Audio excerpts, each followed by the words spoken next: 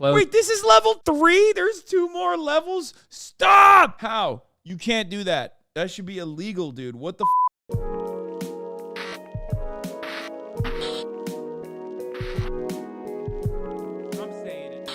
All right, I took a vision healing masterclass from friend of the show, Kurtis Conner, and a deep dive into Potterheads. I think we should do the vision healing masterclass. The vision healing masterclass. I'm going to follow these steps for a week and see if it has any actual impact on my eyesight. The eyes can change. So it's their eye before, and that's their eye after. Get 10 minutes of morning light or sun directly on your face. I know I can. No, Potterheads is better. All right. I'm not going to do the vision healing one. I want to do the My Potterheads. debut stand-up special, Keep Busy, premieres tonight on my website at 8 p.m. Eastern Time. So I don't care what you're doing tonight, cancel it, grab a group of your friends, and watch the special together. It's going to be so great. I'll be there too during the premiere. I'll be in the chat talking to everybody and watching it along with you because it's really funny. But if you're busy tonight, that's okay. Wait, where is it? What the fuck? Where is it? 2 days ago. Oh shit, we missed it. You can still buy and stream the special until November 24th. For those of you who don't know, I've been actually doing stand-up comedy for longer than I've been making YouTube videos. I'm really proud of the special. I'm incredibly happy with how it turned out. We worked really hard on it, and it was really expensive, so it would mean a lot if you guys checked it out. There's also some really cool exclusive merch pieces like a signed poster and a super cool graphic tee, all designed by Kel Lauren, that you can only get your hands on if you buy the special. So click the link in the description, and I'll see you guys tonight, November 10th at 8 p.m. Eastern. If you watch the special or not, thank you so much for the support, and enjoy this video. See ya. I solemnly swear I am goated with the sauce. Folks! Harry Potter and the Philosopher's Stone was released June 26, 1997. A book about an orphaned wizard boy destined for greatness, navigating his first year at the Hogwarts School of Witchcraft and Wizardry. Due to the immediate success of this book, author J.K. Rowling began writing more and more installations into the Harry Potter series, ultimately writing 7 novels. Along the way, immensely successful movie adaptations were created that absolutely catapulted the popularity of the Harry Potter franchise to levels never seen before. They made Harry Potter games. The first 3 were fucking awesome. The rest were literal dog shit. They made Harry Potter. Fun fact about me. I've only read the Harry Potter books. I never actually watched the movies because they were not available in Turkey in a timely manner. That's right. Back then, it would take like a year sometimes for movies to come to Turkey. And I read all the books. I was in love with Cho Chang in my mind. I literally thought that like I would have dreams of dating her. I had made it up in my mind. And also, I never watched the movies until like later, and I watched like the first 3 or 4, and then I kind of got bored. But like, I mean, it's good. The movies are pretty good, I think. She's a child, Hasan. This is a problem. Yeah, so was I. What are you talking about? What? I was in like fucking 3rd grade or 4th grade or whenever the fuck it came out with that book, whichever. I don't know the exact timeline. I don't remember.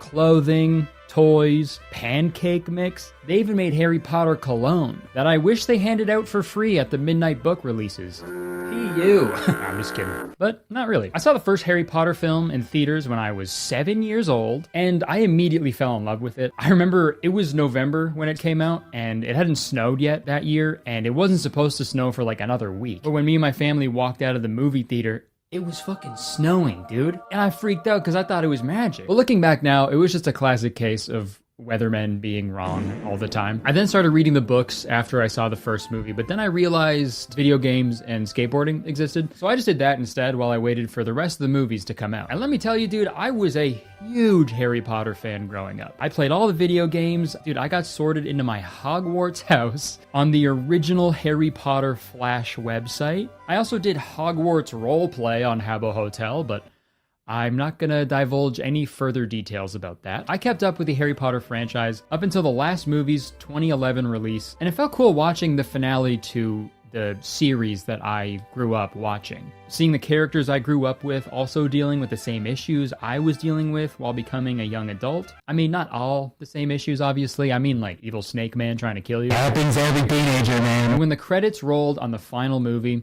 that felt like a good time for me to leave Harry Potter in the past. But for other people, the love for Harry Potter persisted. The 100%. This is like, I mean, I think he's done a Disney adult video as well, but like it's very similar to that, where people are just like, things were so good back then when I was a kid and didn't have a worry in the world, and therefore I wish every day that I could go back to a world where I live like that. You know what I mean? That's like the goal. There's a major goal of like the Potterheads, in my opinion.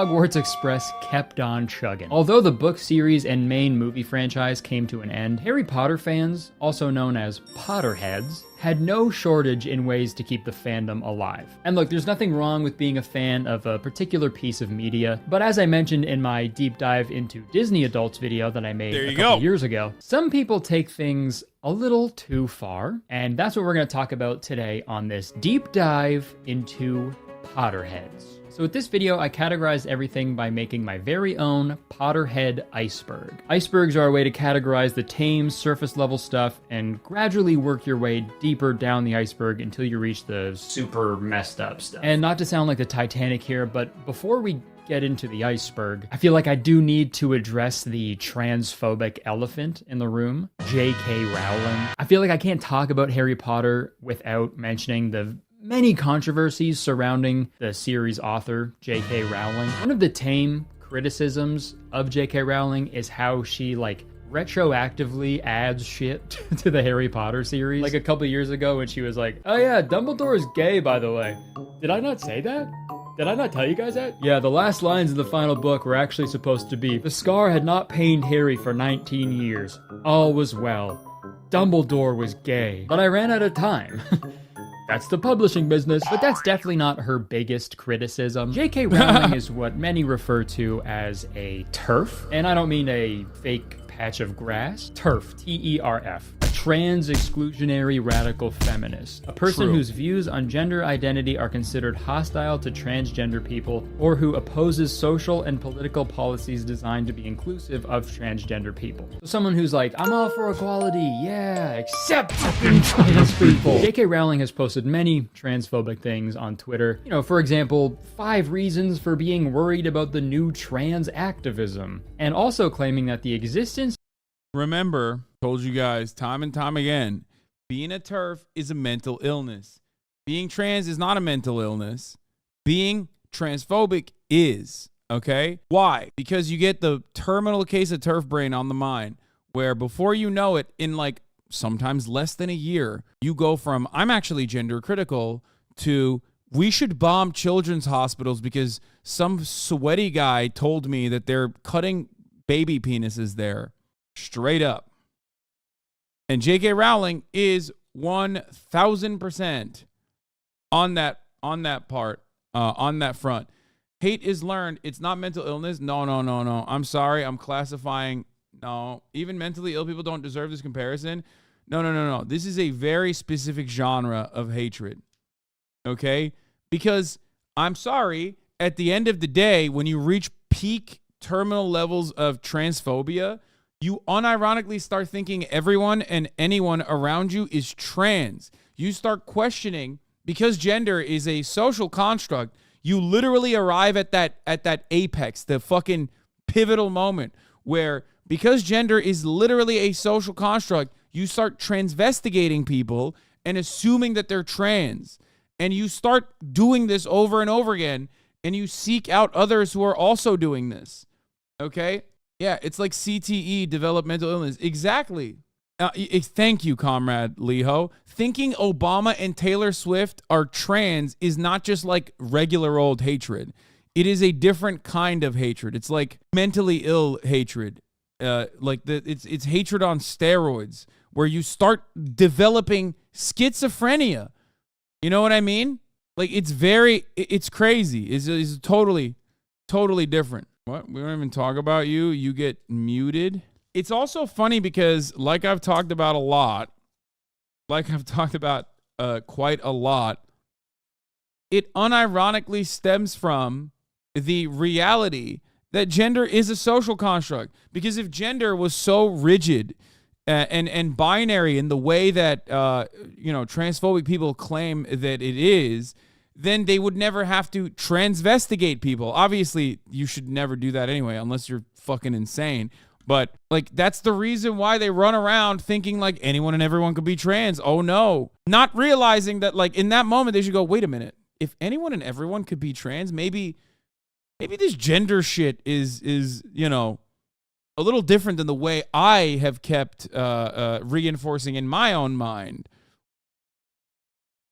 Of trans people erases the lived reality of women globally. She even recently claimed that she would, quote unquote, I make this argument a lot. If it was defined by biology, there wouldn't even be a debate about it. Yeah, exactly. That's the stupidest fucking part. That's the stupidest part. The funniest, in my opinion, also, is when they like talk about how unnatural it is. And it's like, bro, have you seen the natural world? Okay.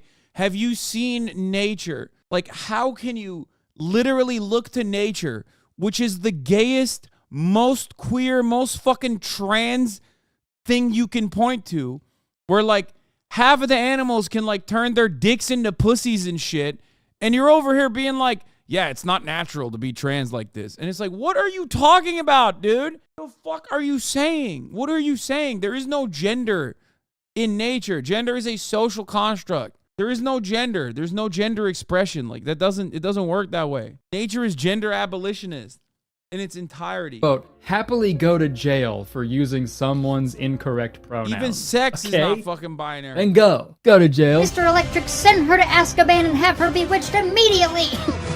Also, dude, what the fuck does that mean, dude? What do you mean, J.K. Rowling? What? When would that ever happen? What are you in for? DUI. Huh, classic. Driving under the influence. Nah, someone told me their pronouns and I DUI. Didn't understand it.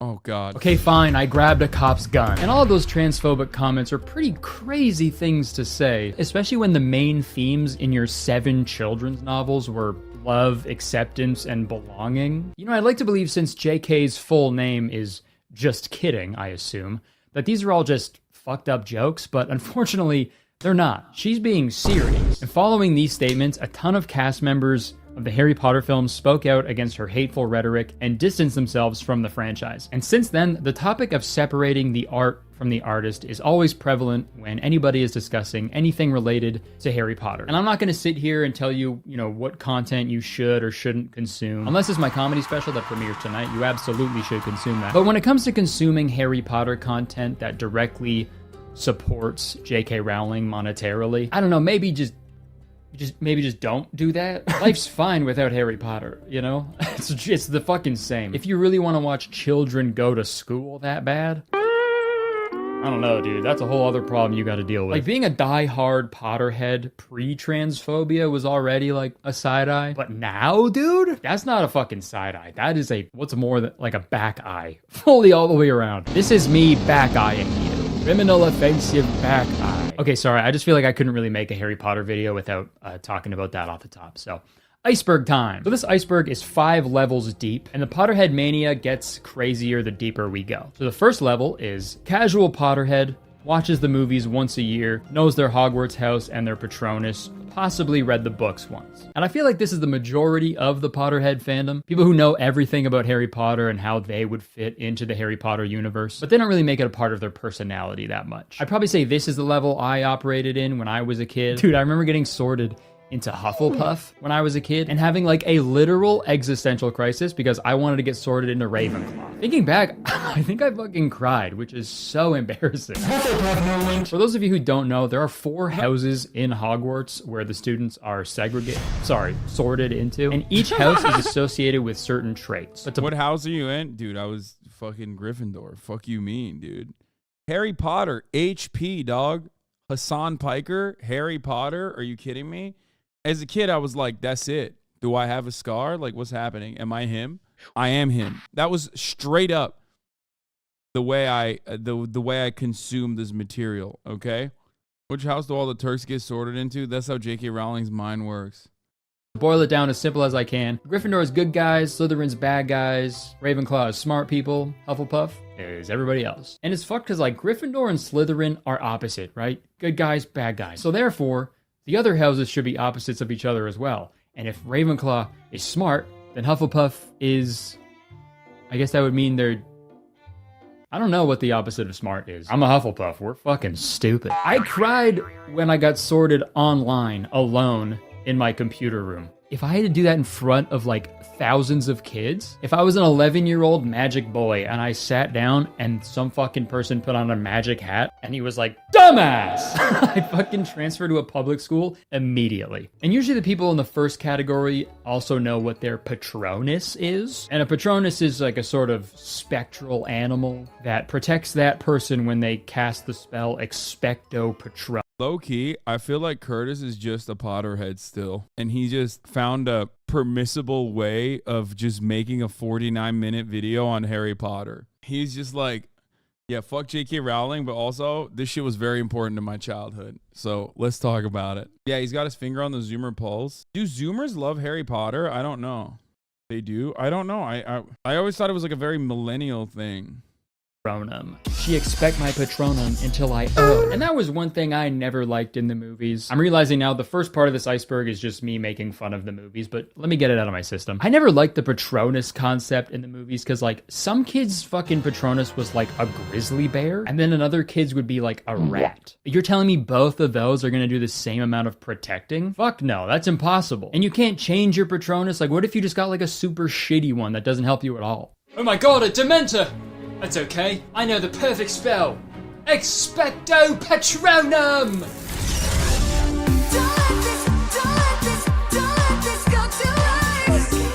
What the fuck is that? That's my Patronus. He's an early 2000s breakdancer. I thought a Patronus was supposed to be an animal. I'm an animal on the dance floor, brother. Okay, well, I'm gonna kill you now. Patronus, are you gonna do anything? Okay, let's move down one more level. Bro, he is literally a Potterhead. He still is a Potterhead. I'm sorry, okay? I'm sorry to fucking put this out there. Kurtis, I love you. I've kissed you in the mouth, but can't hide. You're a motherfucking Potterhead. The iceberg. The next level is genuine Potterhead. Watches the movies several times a year and they've read every book. They straight up bring butterbeer to a pre-drink and have their own wand. They have at least one Harry Potter tattoo. Join their college's Quidditch team. This is where it starts to get a little more gnarly. Once you get a Harry Potter tattoo, there's no going back, I'm afraid. And that's coming from someone with a fucking Gooby tattoo. I just remembered the actor who does the voice for Gooby was Robbie Coltrane, rest in peace. He also played Hagrid in the Harry Potter movies, so I kind of inadvertently have a Harry Potter tattoo. The Deathly Hallows tattoos are a staple, obviously. That design kind of lends itself to a tattoo, and I feel like J.K. Rowling knew that when she was cooking up that design. I'm going to create a design that is so simple. But some Harry Potter tattoos are a little more questionable, like this Harry Potter full leg piece. I'm gonna go out on a limb here and say that you shouldn't go out on a limb there, okay? Legrid. I also found a Harry Potter forehead tattoo of the number 7 with Harry Potter's face in the number. Absolutely fucking unhinged tattoo to get. It's called a forehead, not a 7 head. Must be a Hufflepuff. I assume she got the number 7 because that's how many books there are, but like, dude, could you imagine if J.K. Rowling surprise dropped an 8th book? This person would be fucked. But I think the most questionable Harry Potter tattoo to get is the Dark Mark tattoo. For those of you who don't know, there's a group of evil wizards who follow Lord Voldemort, and they're called Death.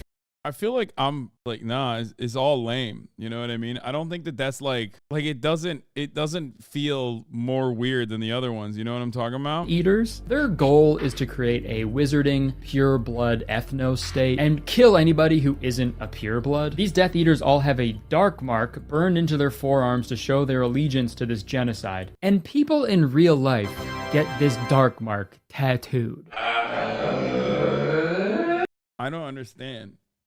Who gives a shit? To me, it's like, it's fake. So, like, I don't know. What the fuck? And look, you can say it's just fiction all you want, but the message He's literally a Potterhead. That's why he's like, I can't believe they got the dark art tattoo. is still the same. It's a genocide. It represents a genocide. If someone has a fucking swastika tattoo, they're not going to be like, oh, I just like the movie Inglourious Bastard. Obviously, I'm not saying anybody with a dark mark tattoo is a Nazi, but like, out of all of the things from Harry Potter to get tattooed, That's the thing you got? I'm giving you another back eye. But the last line of this level that I want to talk about is the college Quidditch team, because I had no idea that this was a real thing. In the Harry Potter series, there's a popular sport called Quidditch where everybody flies around on brooms. Yeah, it's like exactly. If you got the world government, the one world government tattoo from like One Piece, like I wouldn't be like, damn, dude, like you must be evil, dog. You know what I mean? And the chasers try to throw the quaffle through the hoops, and the keeper tries to block the quaffle from going in the hoops, and the whole time there's these beaters that try to bat away the bludgers that are flying around trying to hit everybody, and there's also these two seekers who try to fly around and catch a little magic ball called the golden snitch, because if they catch it, they win the game. If anybody said what I just said pre-Harry Potter, they'd be put in a fucking straitjacket, dude. Yeah, so there's a quaffle, bludger chasers, beaters, but believe it or not, Quidditch doesn't just exist in the wizarding world. It's also here now in the muggle world. The only difference is they just run with brooms between their legs instead of flying. And unlike the movie, they don't draw a crowd. Okay, sorry, that was mean. Slytherin moment. But the funniest thing about real life Quidditch is how they incorporate the golden snitch. I was really curious how they were going to do this because the golden snitch is a magic little flying ball that sort of zips around. So I had no idea how they were going to add that to the real life game. But this is how they do it. Seeker's job is to catch the snitch, and the Seekers have to get the tennis ball without actually touching the snitch runner. The Seekers have to go look for me out on campus. Dude, some poor bastard dresses up in all gold, and the Seekers have to just hunt him down and find him somewhere on the campus and grab a tennis ball out of the weird sock that's hanging from his groin, and that's how they win the game. What the fuck? That might be the funniest thing I've ever seen. Just two dudes holding a broomstick between their legs running around a college campus like, Where is it? Where the fuck is that son of a snitch? Like, do you try out to become a snitch? Like, how can't be the thing that you wanted to be, right? Or maybe it is, I don't know. Like, I wonder who like the best snitch ever was. You know, that is a sports docu-series that I would watch front to back. Welcome back. This is a Potterhead. Back to Snitch, a golden story, where we learn about the trials and tribulations of Tyler, the best snitch the world of real-life Quidditch has ever seen. Tyler was the best snitch I've ever seen. Nobody could ever find him. I've been a seeker on my college's Quidditch team for 10 years. You've been in college for 10 years? Yeah. In the 4 years that Tyler played, he was never found. Nobody could ever find him on campus. Not once. How is this level 2? I'm so, like, how deep does this fucking well go, dude? What are you, Harry Potter, personally? Like, you're in a fucking straitjacket? Like, you literally are institutionalized because you think you're Voldemort or something? It's crazy, but sometimes I think he actually might be magic. Every sport has their greats. Michael Jordan, Tiger Woods, Mike Tyson. But I think another name needs to be added to that list. Tyler. And in a snitch, a golden... It's funny because, like, Curtis is talking about Potterheads and, like, denying being one. Like, I deny the top of the hour ad break. You're streaming an ad break now. No, I was going to say, like, I deny being a weeb. Story exclusive. We've secured the very first on-camera interview with the golden snitch himself, Tyler. How are you able to elude every Quidditch player for all those years? Oh, dude, it was so easy. All I had to do was go to the one place a Harry Potter fan will never go.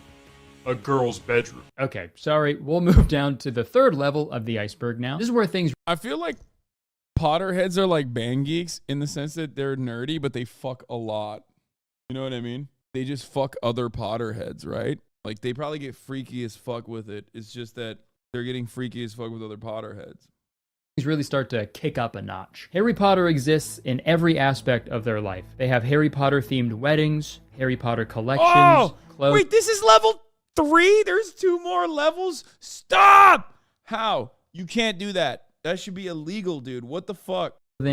And even name their children after Harry Potter characters. Weirdly obsessed with the actors in the movies, they go to the Wizarding World theme park any chance they get. This level of fandom, it's kind of like the Bully Maguire montage in Sam Raimi's Spider-Man 3, where Peter has like fully accepted the symbiote into his life, and he's letting it like dictate how he behaves and how he acts and dances. Oh my God, that hair, bro. That hair, bro. Another moment throughout time that we've forgotten, that we've erased culturally, thank God. What the fuck, dude? Here, fun Tobey Maguire story for you guys. His studio was next to the Young Turk studio for the longest fucking time. He was the first ever celebrity that I had ever seen in Los Angeles in all my time of living there. And I was like shocked because I thought it was so cool that I was like sitting next to Tobey Maguire. He would chief cigars in his like rinky-dink metal folding chair that he would put outside to blast gars, okay? And the chair was actually spray painted gold. And he was kind of mean. That's all I got. What do you mean his studio? He has he was kind of a meanie. I tried to talk to him a little bit, but it didn't work out. But also his studio, as in like, yeah, he is a big gambler. That part is also true. Fuck. What was I gonna say? You threatened to put dirt in your eye? What? Yes, his studio, because every one of these like mega famous celebrities have like their own production house. Acts and dances. That's what's happening to these Potterheads, but instead of like a black suit, it's just like black robes and a Gryffindor scarf. And dude, I don't know what it is about millennials in fandoms, but you don't have to make your wedding based off of the thing you like. You could just have a wedding. Or two. I had two of them. Dude, none of them were Harry Potter. And I know it's their wedding day. They can do whatever they want. I know that. Like, who am I to judge, right? But also, at the same time, let me be a hater for a second. Dude, straight up, if I got an invitation to a serious Harry Potter wedding, I am acting a fool. I'm showing up dressed as Moaning Myrtle, and during the whole ceremony, I'm gonna be in the back row like, don't invite me to a Harry Potter.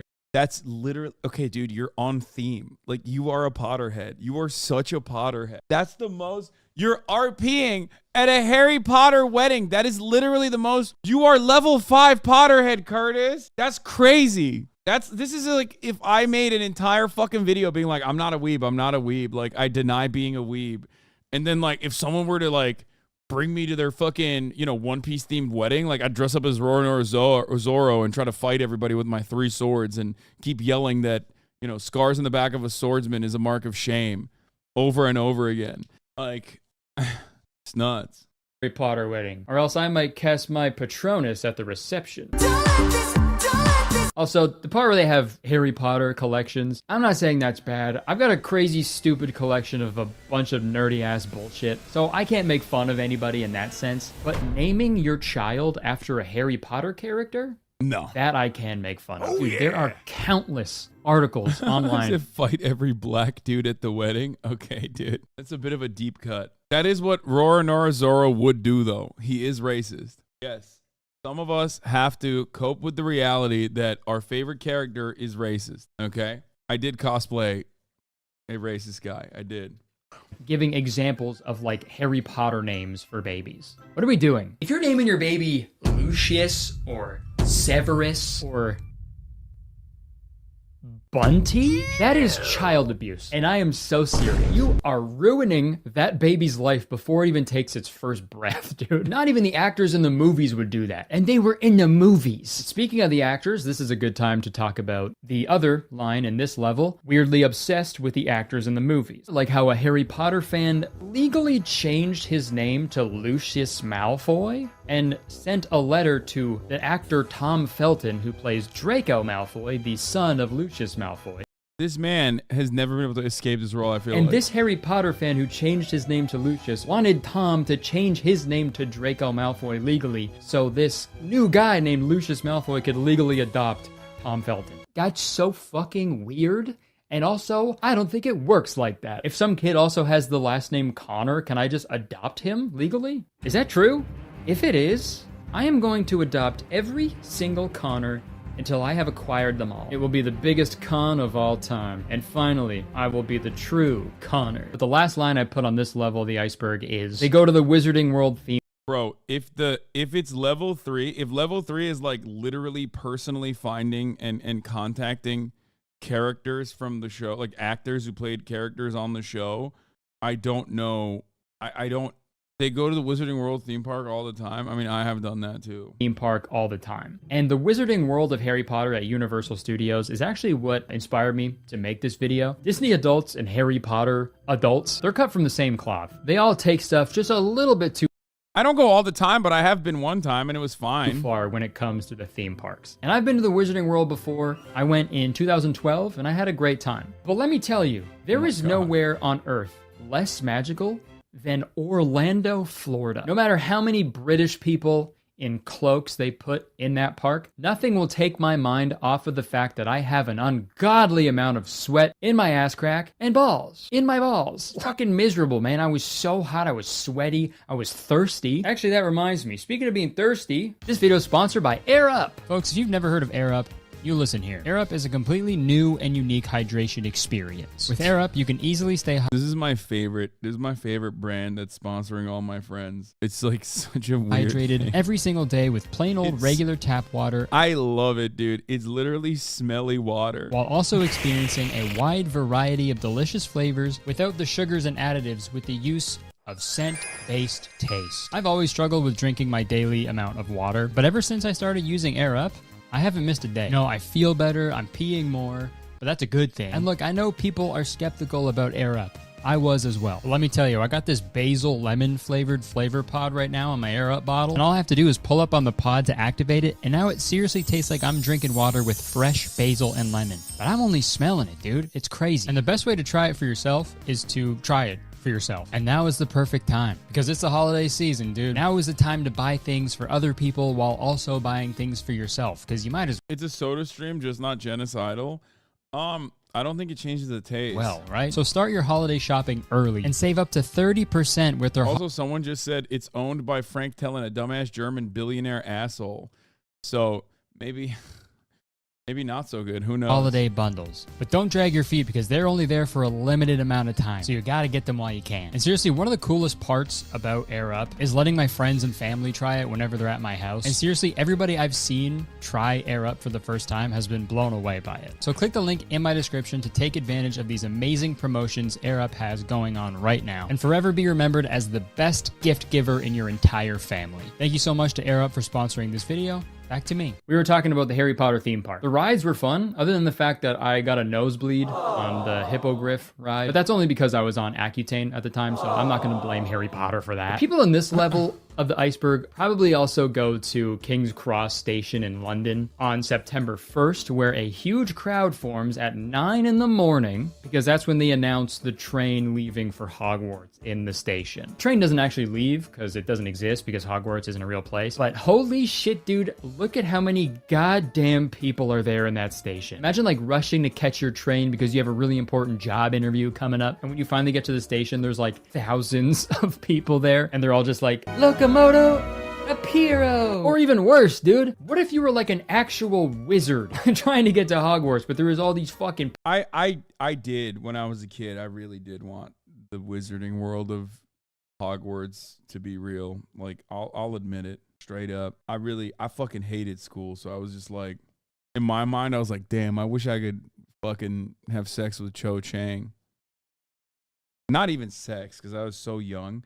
It was more like I wish I could date Cho Chang. Like, it was way more innocent than that. You know what I mean? It was literally like I wish I could date Cho Chang. Now when I think about it, I'm like, I mean, I was in Turkey at this point, but when I think about it now, it's like Cho Chang is such an insane name to name a character.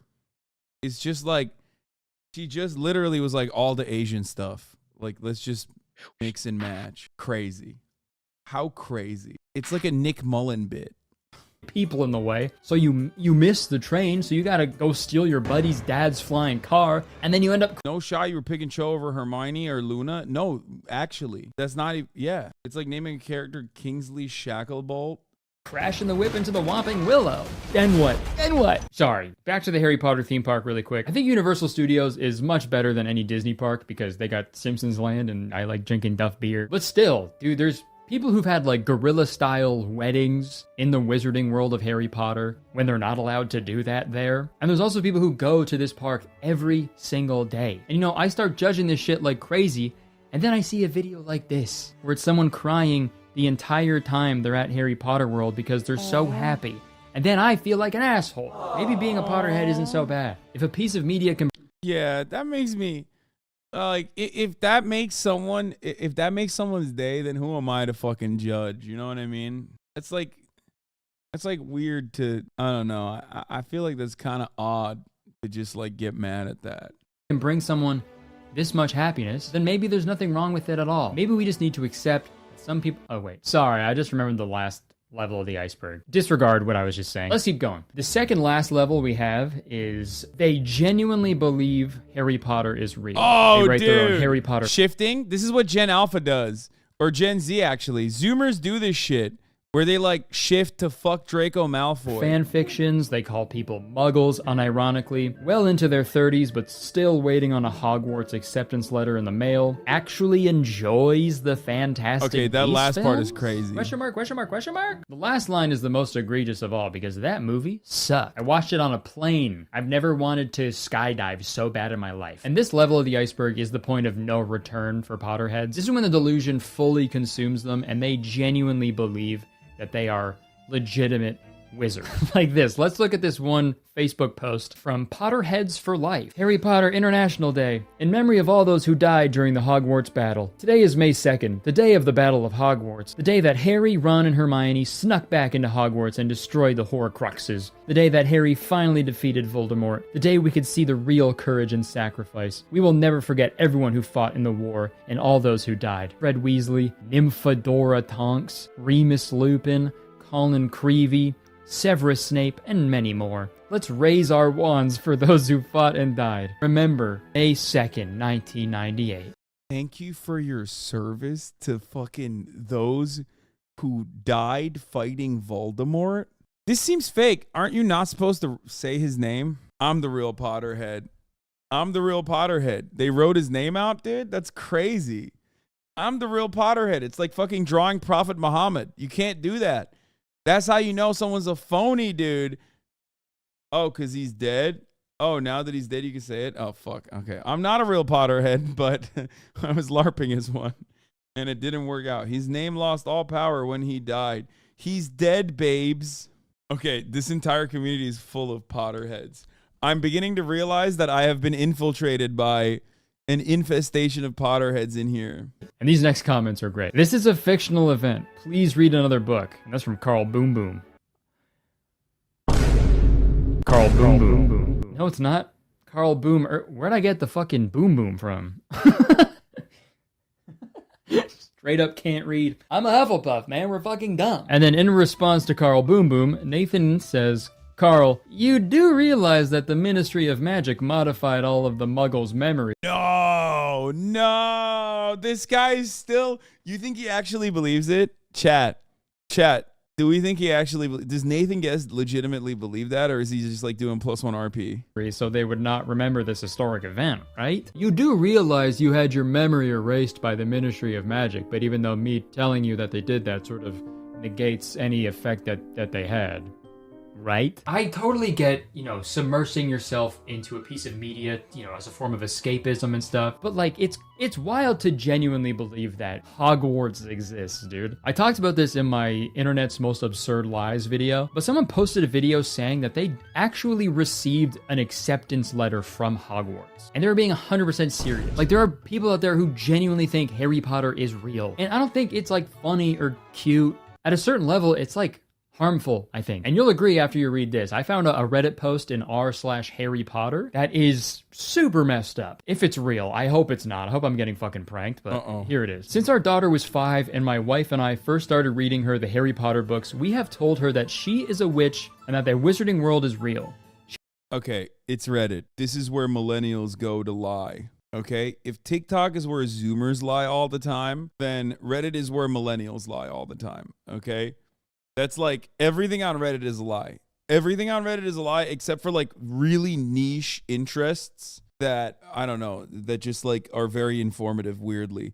Everything outside of that is always a lie. All of those like, am I the asshole? Like all of that shit is just, yeah. Boomers lie on Facebook, millennials lie on Reddit, and Zoomers lie on TikTok. She is almost 8. And as her questions have gotten deeper, we've kept building the illusion with more details about our family, genealogy, and its connection to book characters, stories about times we use magic, and the life and moral lessons we learned about it. She has processed many difficult subjects like racism, climate change, and even the coronavirus through this lens. Before other parents judge or lecture, we know it's gaslighting and that eventually she'll be disappointed and have trust issues with us when she learns the truth. We justify it that we are adding magic to her childhood and giving her motivation to reach her full magical potential, since she needs. Bro, it feels like the parents kind of still believe it low-key. Like, yeah, I don't know if they're gaslighting their children or gaslighting themselves. To study hard to be accepted to Hogwarts. We've asked serious questions of her teachers, and they think it's more awesome and creative than damaging. At the very worst case, my take is that it's analogous to children being raised to believe that traditional religious stories are true, and that when the truth hits, it will. Not gonna lie, I feel like the Bible's better written than the motherfucking Harry Potter books. Okay, like the Quran, the Bible, the Torah. Like, there's way more fucking stories in there. J.K. Rowling kind of hit it big because it was like super simple. It was super simple. It's just come on. It's like the most basic ass fucking story. It's the most basic ass story, dude. Get out of here. Get out of here, dude. It's literally just like, come on. There's like. So there's a character named Cho Chang, man. Teach her to ask critical questions and not accept everything she hears or reads at face value. Just absolutely diabolical parenting. This is literally... No way you read the Quran, stop lying. No, of course not. What? I never said I did. Dude, listen, everything I learned is like theology 101. Okay, that's it. And I forgot most of the shit, so it don't even matter. But there's no I didn't fucking sit there and read the Quran page to page. What are you, crazy? A villain origin story for this child. This is how Voldemorts are made. When this kid actually finds out magic isn't real, they're going to be so angry and betrayed. They're going to be like, and then nothing's going to happen because magic isn't real. Bruh. Also, to compare it to religion and frame it as like a weird lesson to never take things at face value. Dude, what a fucking terrible lesson for your child. You're dumb for believing us. We're your parents. You should never believe a word we tell you. Got it? Okay. We love you. This is like a modern version of Plato's allegory of the cave. But instead of an allegory, it's just someone's life. This is like being the last kid that believes in Santa, but a million times worse. Like, I feel like this could escalate to something like really dangerous. Hey, Dad, up here. Check it out. Oh my God, what are you doing up there? Get down right now. No, it's okay, Dad. I'm gonna fly, just like you told me. Here we go. Hey, whoa. Oh my God. I can't watch. Oh my gosh, I can see everything from up here. Oh my God. You're flying. You're really flying. You are a wizard. No, I think I died when I hit the ground. I'm going to heaven. Yeah. Bye. Looks like I'm gonna be in the doghouse. And I think the Potterheads at this level take their Hogwarts houses way too seriously as well. I've seen a lot of posts where people will put their like Hogwarts house in their like Tinder and Hinge bios, which I don't know what would compel you to do that. But I also found a YouTube video titled, "These Harry Potter YouTubers have something to say." When I saw that, I was like, damn, dude, this is gonna be some hard-hitting shit. This is gonna be some serious stuff they're covering. Let's see what they have to say. One thing that really annoys me about being in Slytherin is that people think we are all bad. Just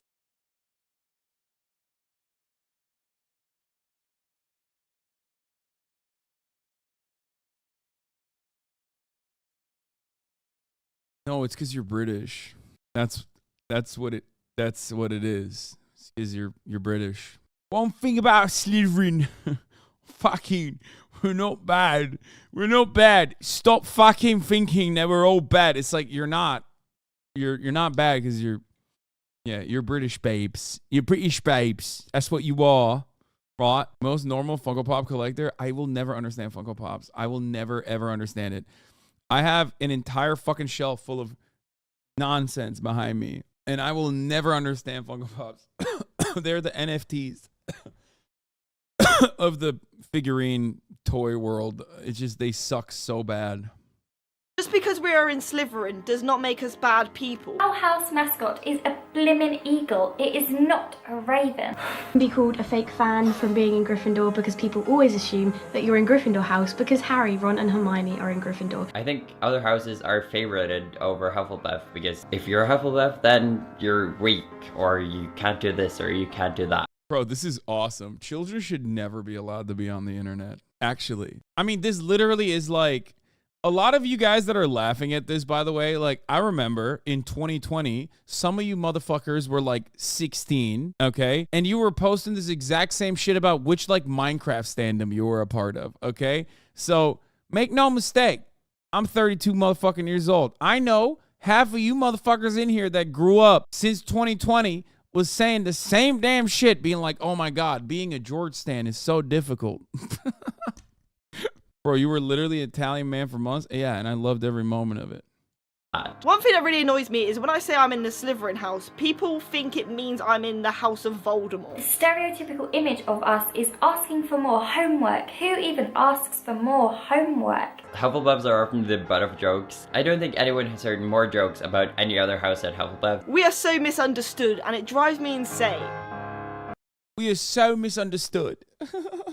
The fuck? It's fake, man. What's happening? I feel like is not true, bro. The worst thing I ever did was get into anime before people liked it. Yeah. Dude, none of that is real. It's so fucking funny, dude, to make an emotional video where you all like defend yourselves from the people who criticize the arbitrary labels you've given to yourself. Guys, like, if being in a Hogwarts house is this sad and confusing and misrepresentative of what you are, stop. Stop it. Stop labeling yourself as that, dude. Gryffindors aren't just brave and courageous. We're also cool and have a lot of money. The Potterheads at this level of the iceberg will do anything to insert themselves into the Harry Potter universe. And what's the best way to do that? Fan fiction. Oh, yeah. I want to start off by saying there's nothing wrong with writing fan fiction. There are a lot of great fan fictions that are... No, everything is wrong with it. He's saying that because he knows his audience is fan fiction writers, okay? He's got the most Wattpad-ass audience of all time. Are comparable to the source material in terms of quality. Like, for example, a fan fiction titled All the Young Dudes, fan fiction set in the Harry Potter universe that is over 500,000 words long, and it's also created an entire fan base of its own, centered around the older characters in the series' lives as young adults. With any fandom, there's good fan fiction and there's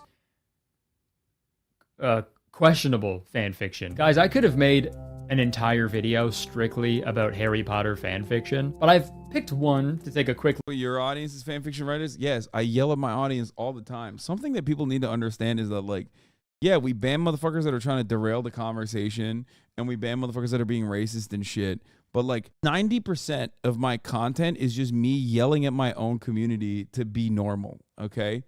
Yes, I do know that I have a shit ton of fan fiction writers. I also yell at stan culture all the time, and I have a bunch of stans.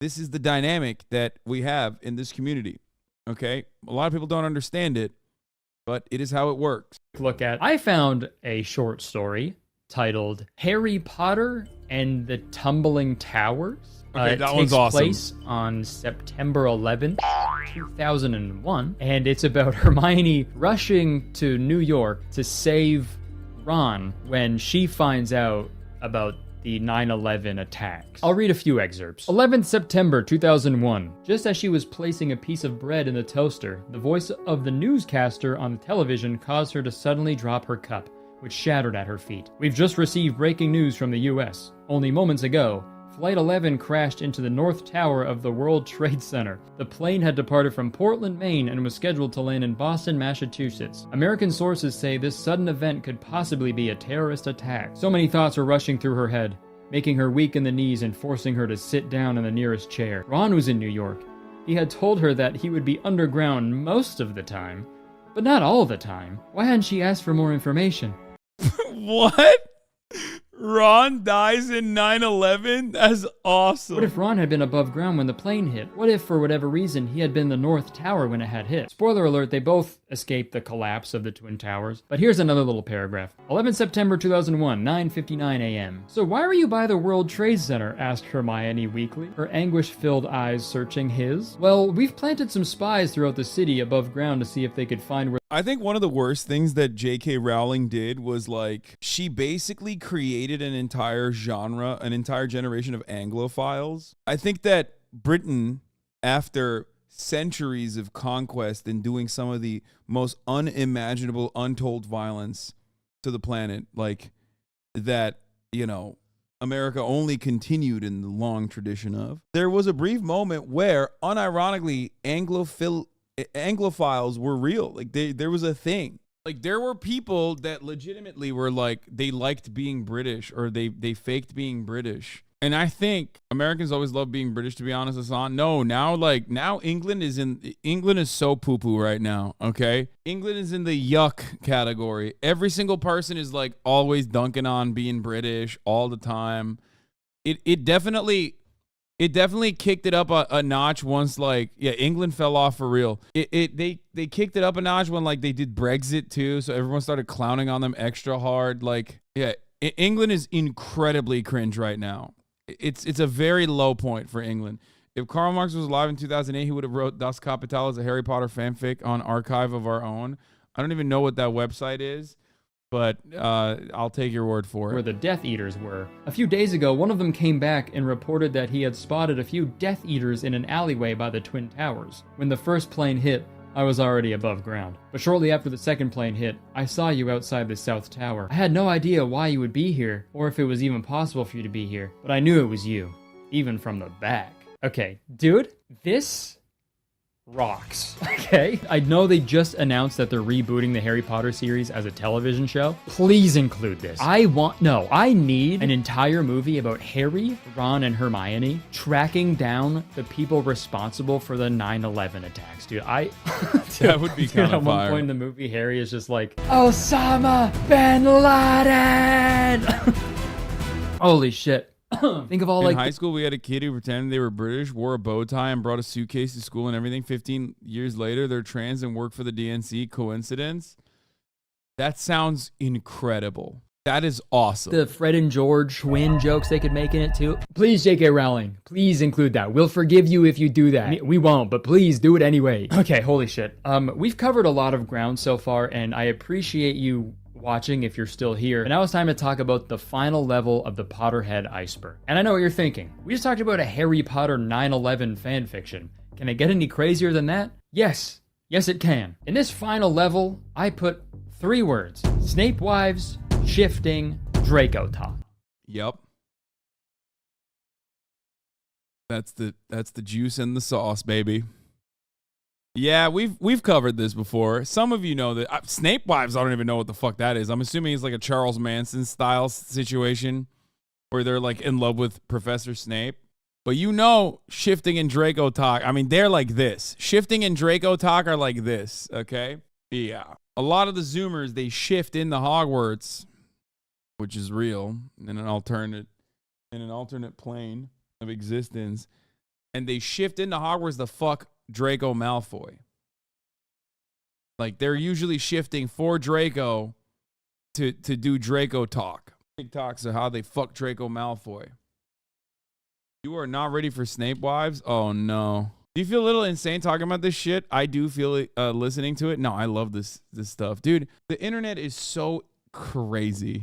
And I love how crazy it is. What the fuck are you talking about? You don't know about shifting? Oh, buckle up.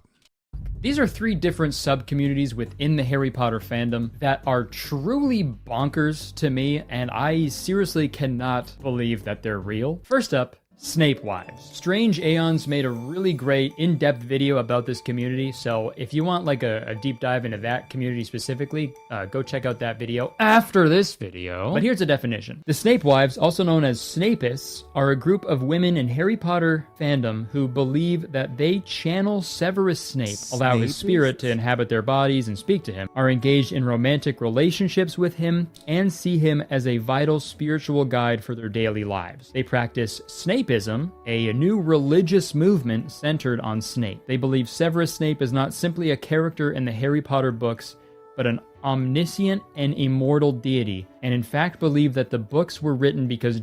Here's you reacting to shifting 2 years ago. Excuse me, I did not just fall asleep on my couch doing the pillow method, and then it worked, so I was almost in my DR, and I could hear Draco saying she's finally almost here, and then Harry... I have beef with one What is going on? What did I just do? Let's see when it actually came out. Yeah. June 29th, 2021. I had the water buffalo hair. This was like one of the worst. This was my life was fucking awful. I wonder what has happened to half of these guys. Like Mr. 7 batteries. Let's see.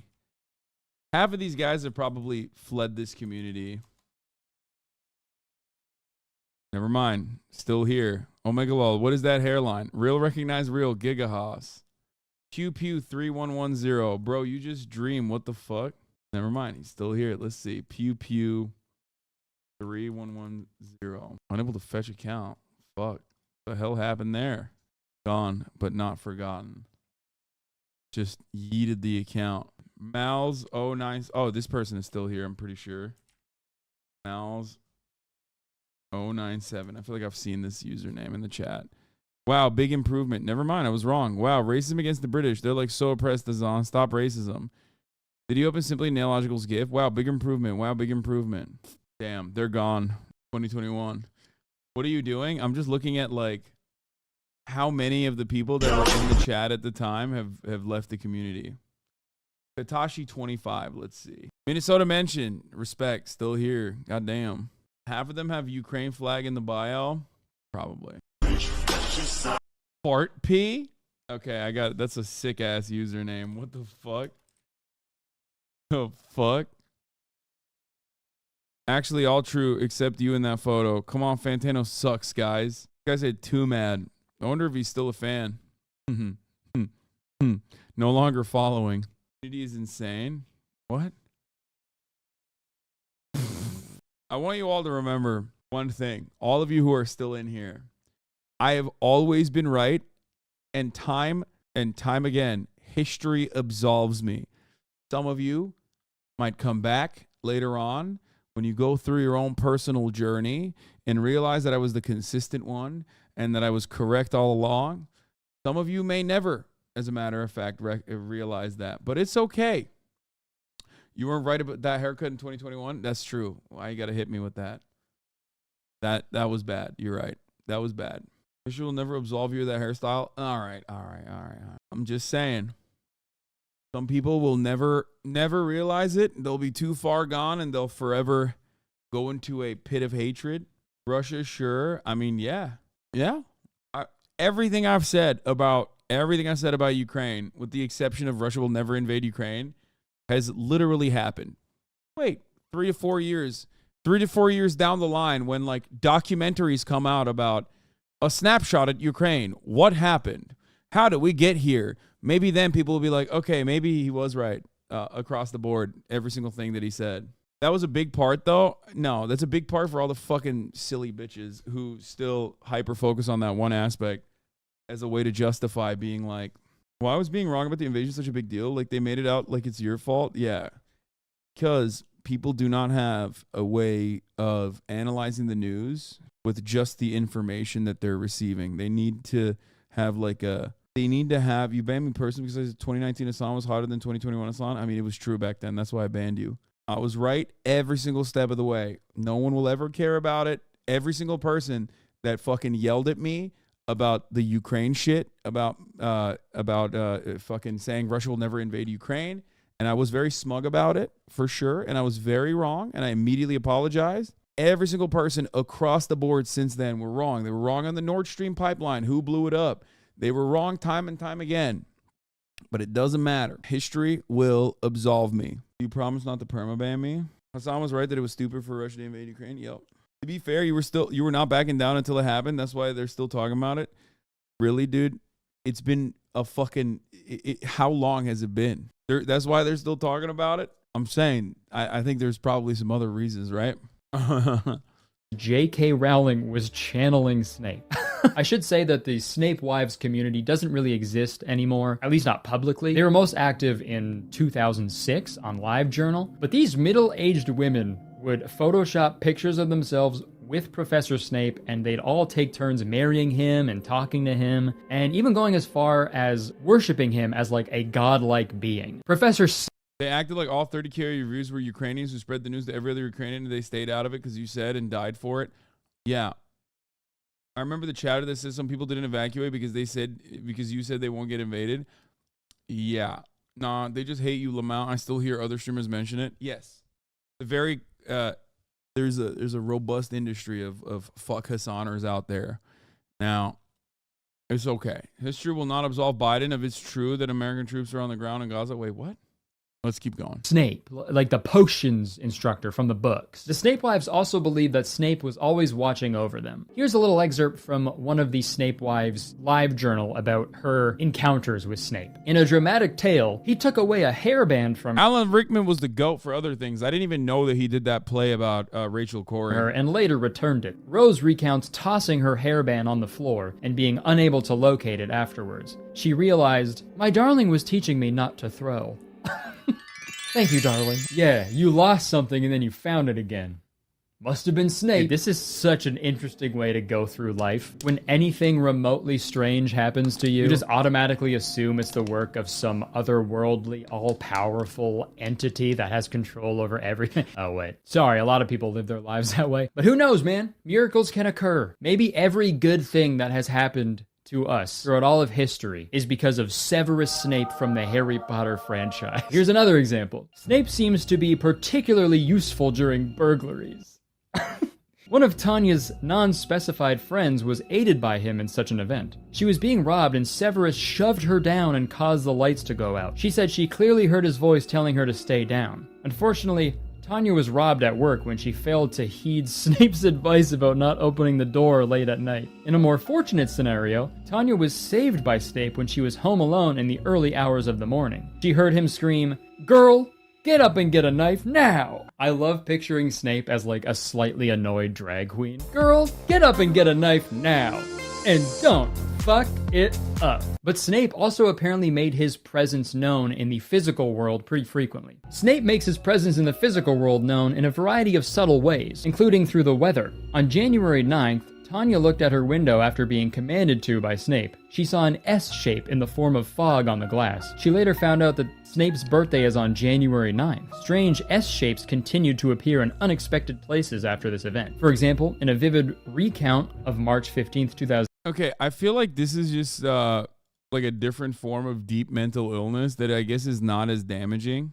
You know what I mean? Like, it's definitely mental illness, but like it's not as bad as like transphobia type mental illness. You know what I mean? There have been papers published in academic journals about the Snape wives thing. Brother, there have been papers published in academic journals about me, like multiple of them. Motherfuckers write shit all the time. Too many PhDs, okay? So that's not that crazy to me. Yeah, someone recently wrote about my cracker ban. 2008, Tanya conveyed her excitement of a day spent with Snape's presence. She received a variety of signs from him, such as a string from her carpet forming the letter S. Conchita looked out of a bus window upon a nearly cloudless sky and saw an S formation there also. She kept looking at the cloud S until it vanished, making her miss her stop by some distance. Dude, if a bunch of S's means that Snape is around, these women would have freaked the fuck out if they saw my 3rd grade notebook. I drew that cool looking S a million times a day. Dude, imagine like a Snape wife going to the zoo and seeing like a snake enclosure. Oh, cool, a python. Oh my god, that's so many! As weird as it is to start a religion based off a fictional character, it's not the first time that it's been done, so, you know, I can't really make fun of it, I guess. And it seemed to bring these women a bunch of joy. So I'm officially converting, okay? I'm a Snape husband now. You hear that, Snape? I got a half-blood prince right here for you, bro. Okay, the next section of the final level is shifting. I'm not going to spend too much time on this because I already made a whole podcast episode about this, and I also talked about it in my Internet's Most Absurd Lies video. But TLDR, there are people out there who claim to have the ability to shift to a reality where Hogwarts is real, and they live out their lives as a Hogwarts student, often spending months at a time in their alternate reality. If you're there for that long, I don't think it's shifting anymore, okay? Shift? More like caps lock? Because why would you shift for months when you could just press caps lock? And also they're capping. And the last part of the iceberg that we're going to talk about is a little community on TikTok called Draco Talk. And this community highlights the biggest issue I've seen with the fandom. Draco Talk is a community of people either cosplaying as Draco Malfoy or thirsting over the character of Draco Malfoy. I really hope hope someday reality can be good enough for these people to not need this. No, there will always be people daydreaming and fantasizing about a different universe. Like, that's pretty normal. I think that that's very human, right? Like, why? That's normal. I don't even think this is all that bad. I think ultimately the reason why this exists to begin with is because, like, the reason why we see it so much is because it's on TikTok. That's it. So it's like kind of all over our face. TikTok is wonderful for children to express themselves like this, I guess. You would have been on Cho Chang TikTok, to be honest, probably. Like, many of the stuff that we see online is not even like people who are, delusional or schizophrenic. It's adults. They're usually just kids. Malfoy. Some are weird, some are cringe, but some are just... Yeah, TikTok took all the weird Tumblr posts and put them in our faces. Yeah. Terrible. My father will hear about this. Oh. Super funny thing to say when you dress up in a maid outfit. I'm gonna tell my dad. Also, here's this great video of what it's like to be in a 7-year relationship with Draco Malfoy.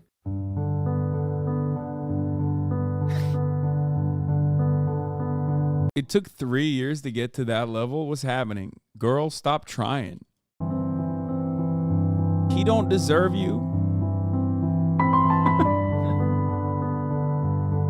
Yay. Seems like he doesn't like you that much. Ladies, don't settle, okay? Wait until you find a man who takes 5 years to hold your hand. And look, you can do whatever you want on TikTok. You can make whatever content that you want to make. But my issue is with the thirst trap edits. More specifically, my issue is with adults on TikTok thirsting over a character who's like at the oldest 17. Some of these videos, the character of Draco Malfoy is like 13 years old, dude. And there's people in their 20s making like romance edits of them. What the fuck? Don't do that, obviously. Jail. Actually jail.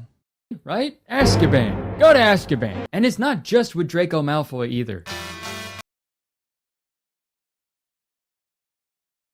Man, he got the titty jiggle, dude. What the hell is going on? Dude, his name is Harry, not Harry. Okay? Harry Potter is a little boy. What are you fucking doing, dude? What's next? You can't have titties jiggle like that. Fucking Tommy Pickles thirst trap? You do a fucking Caillou striptease? Like, this is fucking weird, right? This is a kid's fantasy novel series. What is happening? I know this is a very small percentage of the fandom, but it's still happening and it's fucking gross. These characters should not be sexualized at all, but it happens more than it should. Like this Reddit exchange, for example. As a Snamione shipper, this scene is pure gold, too. A Snamione shipper. If you didn't catch that, that's Snape and Hermione. In the 6th book, Hermione is 16. And in the same book, Snape is 38. Bro, what the hell, dude? At least now we know what the S that was shown to all the Snape wives stands for. Statutory. Okay, that concludes my Potterhead. Did you cover the Timothy Charlemagne fan club meltdown when he showed up in public with Kylie Jenner? Because that was like 50-year-old women losing their absolute shit. It was incredible. Wait, why were they mad? Isn't Kylie Jenner kind of like, she looks like she's at least 35, even though she's not? So isn't that like cool? I don't get it.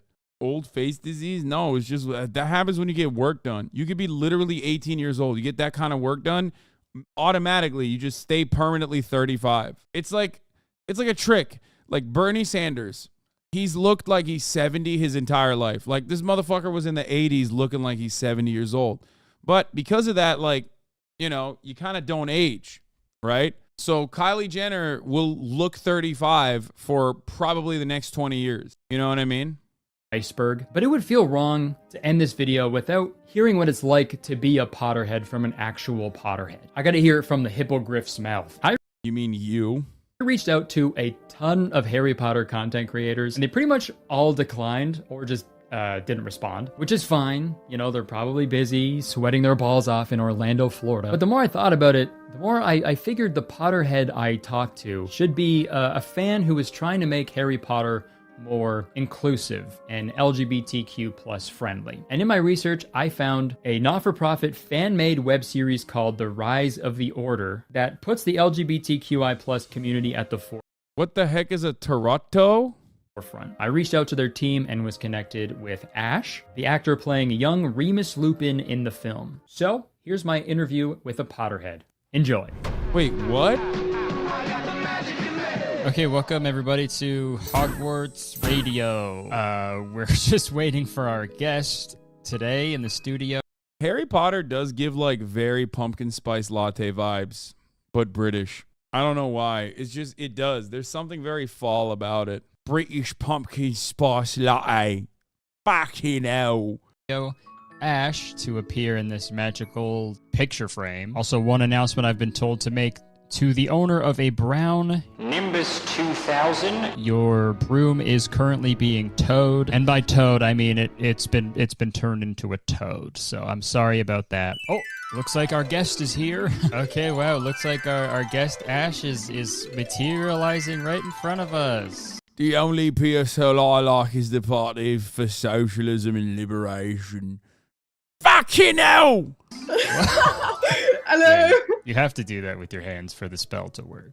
It wouldn't work otherwise. Some say that wizards need wands. I just need jazz hands. Yeah, you have 10 little wands. I have 10 little wands.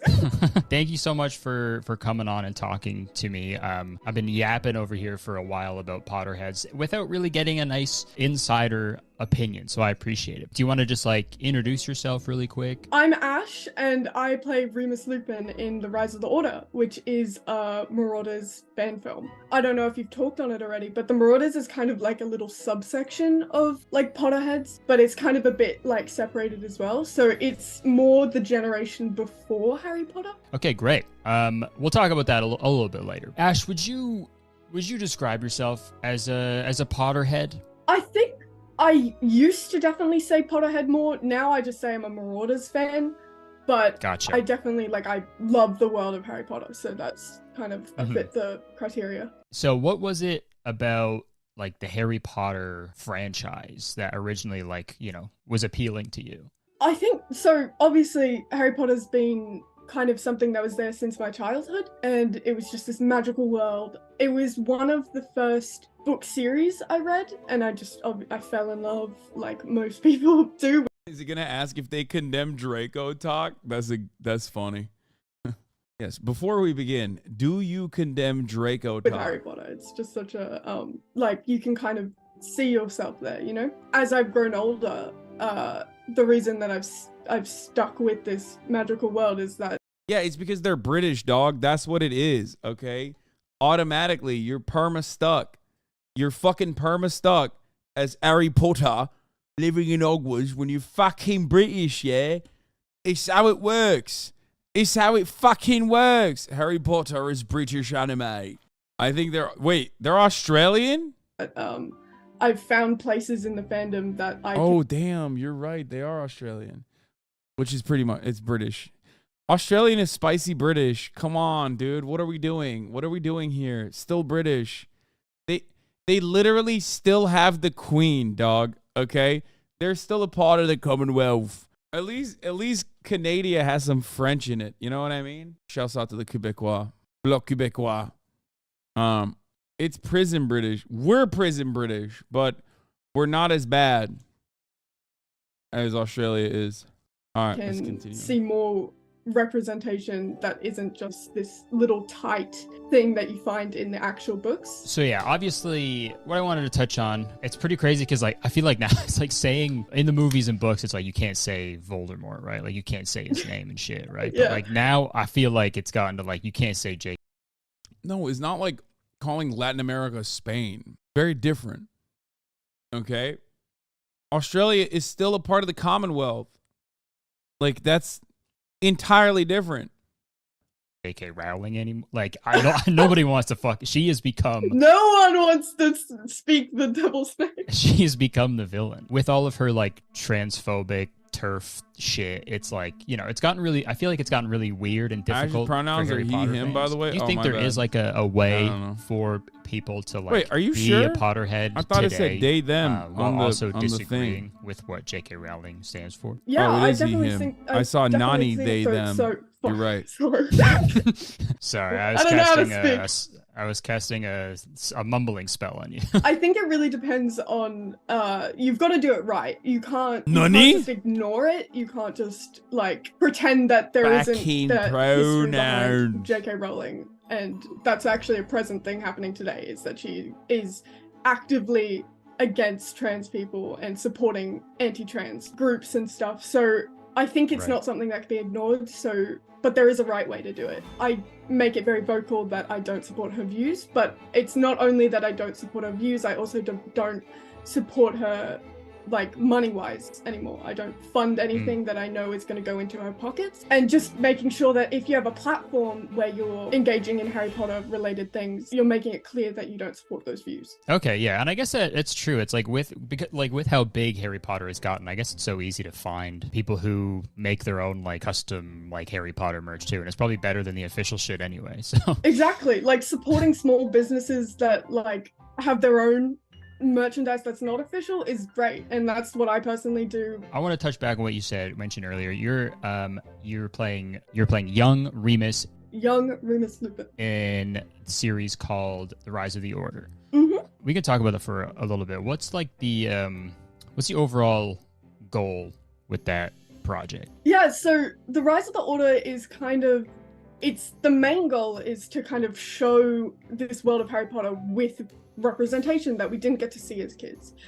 So we've got diverse range of cast, like in terms of LGBTQ spec, different ethnicities, like it's just a very wide range of a cast where we're representing characters that we wish we had seen when we were a kid as well. It's a not-for-profit because obviously if it was, then we would have to give money to J.K. Rowling. So we're very much, we are very openly against her views. We have it all on our website and it's, yeah. Cool. So do you have like a release date in mind yet, or? Yeah, so I think it'll be next year sometime. We're hoping for early next year, like first quarter, but not sure exactly yet. The release date's not out. Cool. And that will just be like on YouTube or like on the website? Yep. Or YouTube. Okay, awesome. Go fucking follow them. Go check it out. Go support money not going to JK. Ash, thank you again for taking the time to talk to me. And if there's any final message you want to give out to Hogwarts Radio, because that's what I said at the beginning.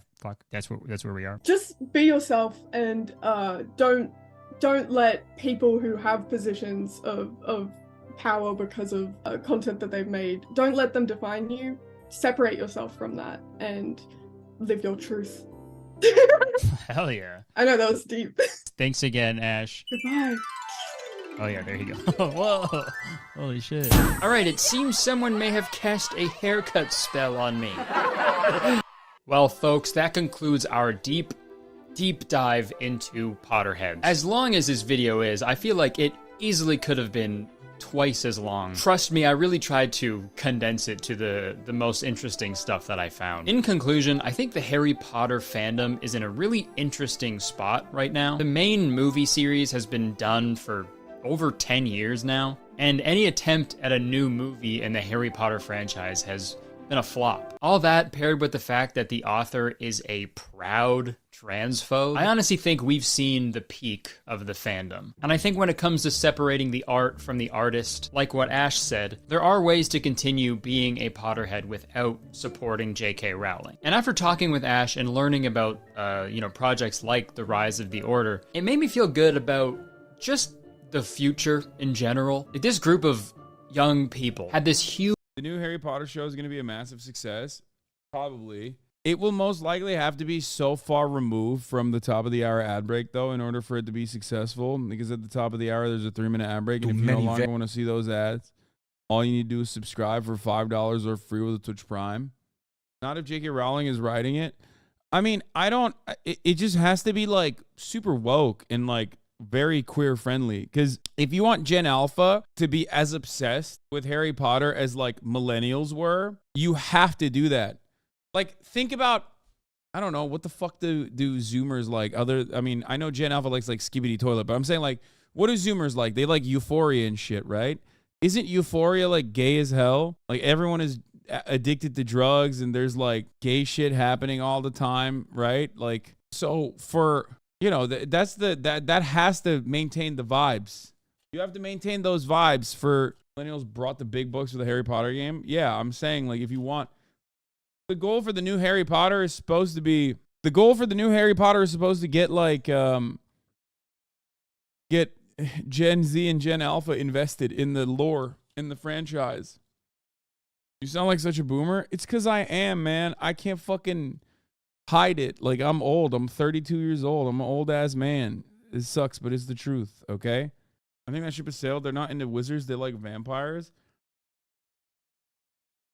You're wrong. You think millennials didn't want to fuck vampires too? Like, what do you mean? That is literally a constant. Yeah. Millennials love vampires as well. Yeah. Twilight. Have you heard of that? I mean, come on now.